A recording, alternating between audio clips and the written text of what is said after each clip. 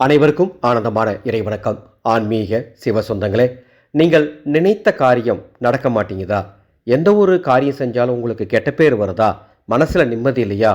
இதோ ஒரு ஆன்மீக பரிகாரம். செய்ய வேண்டிய நாள் 22/12/2025 மார்கழி 7 திங்கட்கிழமை, மார்கழி மாத சோமவாரம் அன்று உங்களுக்கு நேரம் கிடைக்கும் பொழுது உங்கள் வீட்டின் அருகில் இருக்கக்கூடிய சிவன் ஆலயம் சென்று தரிசனம் பாருங்க.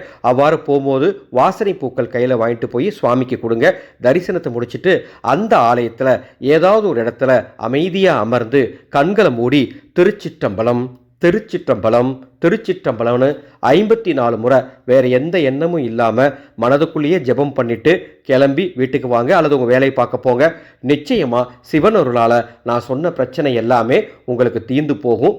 நம்பிக்கையோடு செஞ்சால் இது சாத்தியமாகும். அன்பு சொந்தங்களே, ஒரு தகவல்.